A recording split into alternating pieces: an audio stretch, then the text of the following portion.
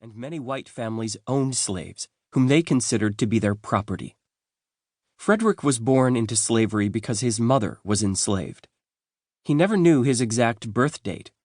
As a child, it made him unhappy that the white children knew their ages, but he was not even allowed to ask about his.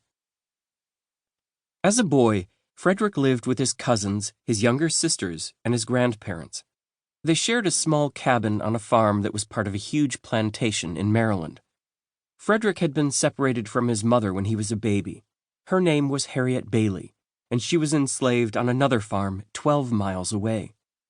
A few times after working in the fields all day, she walked 12 miles through the night to see her son.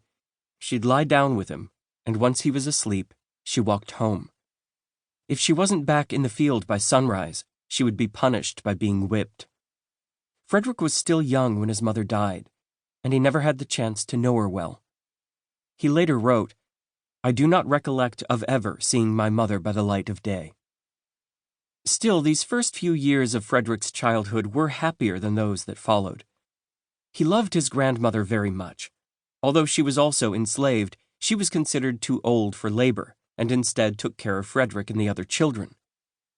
She did her best to protect Frederick from the full truth about slavery, but sometimes he heard talk of an old master who only allowed children to live with their grandmother for a short time before they would be taken away to live with him.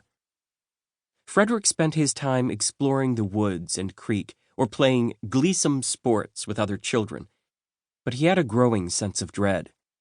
He later wrote, "Grandmammy was, indeed, at that time, all the world to me, and the thought of being separated from her in any considerable time was more than an unwelcome intruder.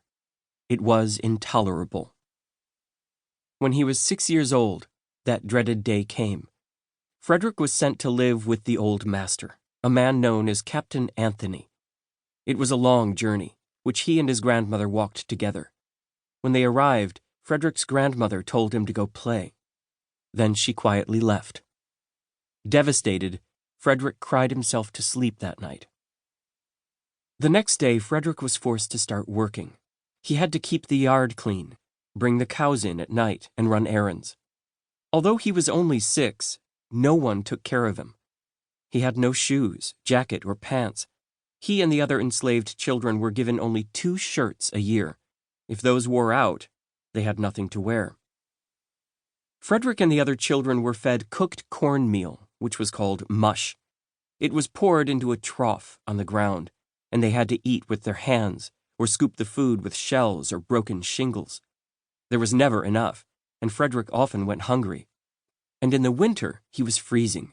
He had no bed, so he stole a bag used for carrying corn and crawled inside, sleeping on the cold, damp floor. When he was 8 years old, Frederick's life changed again. His owner died, and he was given to new owners, Thomas and Lucretia Auld. They sent him to live in Baltimore with Thomas's brother Hugh Auld and his family. In his new home, Frederick had a room in a loft above the kitchen. Mrs. Auld made him a bed of a mattress stuffed with straw. He had a woolen blanket, clothes, and better food to eat. Most important, Mrs. Auld taught Frederick the alphabet and showed him how to read simple words.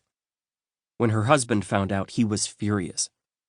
If she taught Frederick to read, he said, it would forever unfit him to be a slave. He would at once become unmanageable and of no value to his master. Those words changed the course of Frederick's life.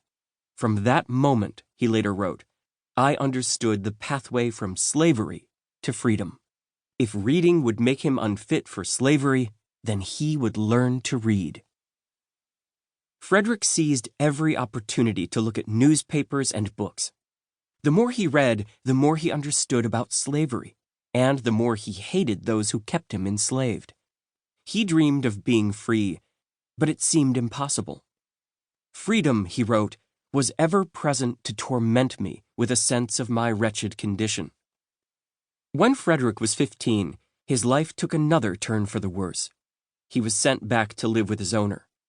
Thomas Auld and his wife were well matched, Frederick wrote, being equally mean and cruel. Frederick, who was tall and strong and good with words, argued with